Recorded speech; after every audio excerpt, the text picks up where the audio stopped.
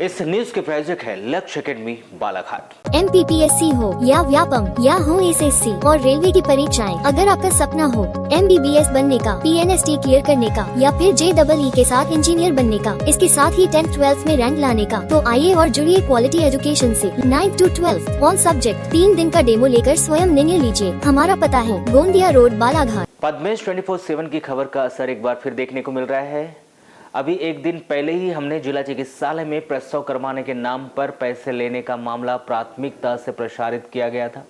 जिस पर जिला चिकित्सालय प्रबंधन ने संज्ञान लेते हुए 3 लोगों की संयुक्त टीम बना दी गई, जो उक्त मामले में जांच कराकर इसकी रिपोर्ट भोपाल भेजेगी। इसके बाद भोपाल स्तर पर पैसे के लेन देन मामले में कार्रवाई की जाएगी। आपको बता दें कि समनापुर के घोनगा टोला के रहने वाले मनील कोशरे ने अपनी पत्नी पूजा कोशरे को प्रसव के लिए कुछ दिन पूर्व ही ट्रामा सेंटर में भर्ती कराया था। मंगलवार को पूजा का सीजर ऑपरेशन भी करवाया गया था। मनील कोशरे ने आरोप लगाया था कि प्रसव के बाद समनापुर में पदस्थ आशा कार्यकर्ता पंचफूला दमाहे को प्रसव के दौरान सहयोगी स्टाफ ने 5,000 रुपये की बात कही थी। पंचफूला ने यह बात प्रसूता के पति मनील कोसरे को भी बताया था। मनील की जेब में सिर्फ उस समय 1,500 रुपये थे। पैसों की मांग पूरी करने के लिए मनील ने एक परिचित को ब्याज पर 5,000 रुपये उधार भी मांगा था। परिचित ने यह बात कुछ सामाजिक और राजनेताओं को भी बताई थी कि 5,000 रुपये मांगने की बात जब यह लोगों को पता चली तो ट्रामा सेंटर में हंगामे की स्थिति बन गई थी और उन्होंने इस मामले में संबंधित स्वास्थ्य कर्मचारियों पर कड़ी कार्रवाई की मांग की थी। बढ़ते हंगामे के बीच जिला अस्पताल, पुलिस और चौकी, वहीं कोतवाली पुलिस का बल भी ट्रामा सेंटर भी पहुंच चुका था। मामले को शांत कराया गया था।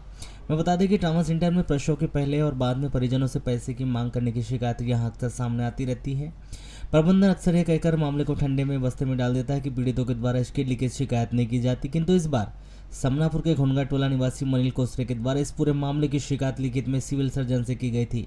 वहीं मीडिया में भी स्वास्थ्य विभाग के एक कर्मचारी का नाम सत्यभामा बताया गया था, जिसने आशा कार्यकर्ता को पैसे मांगने के लिए कहा था, जिस पर जिला चिकित्सालय प्रबंधन के द्वारा उक्त मामले में संज्ञान लेते हुए 3 लोगों की एक टीम बनाई गई है, जो उक्त मामले में 48 से 72 घंटे में जांच कर जांच रिपोर्ट भोपाल भेजेगी और इस मामले में भोपाल स्तर से ही कार्रवाई की जाएगी। पैसे लेन देन के मामले में भोपाल स्तर की टीम ने संज्ञान ले लिया है और आपको बता दें कि जिस दिन यह घटनाक्रम जिला चिकित्सालय में हुआ उस दिन भोपाल स्तर की टीम बालाघाट पहुंची थी। अभी कुछ दिन बाद ही बालाघाट में केंद्रीय स्तर की स्वास्थ्य विभाग की टीम बालाघाट आने वाली है, जिसकी व्यवस्था दुरुस्त करने के लिए भोपाल की टीम बालाघाट में ही थी और जैसे ही उक्त मामले की घटना उनके संज्ञान में आई तो उन्होंने इस पूरे मामले की जाँच करके सिविल सर्जन से कहा और जाँच रिपोर्ट भोपाल मंगवाई। जब इस विषय को लेकर हमने सिविल सर्जन नीला जैन के द्वारा चर्चा की तो उन्होंने कहा कि उन्हें पैसे लेन देन के मामले में समनापुर क्षेत्र के घोनगा टोला निवासी मनील के द्वारा लिखित में शिकायत दी गई और इस मामले में भोपाल स्तर की टीम के द्वारा संज्ञान भी दिया गया और कहा गया कि वे इस मामले में की जांच रिपोर्ट तैयार करवाकर जांच रिपोर्ट भोपाल भेजे, जिसके लिए 3 सदस्यों की टीम बनाकर जांच करवाई जा रही है और जांच रिपोर्ट आते ही जांच रिपोर्ट को भोपाल भेज दी जाएगी।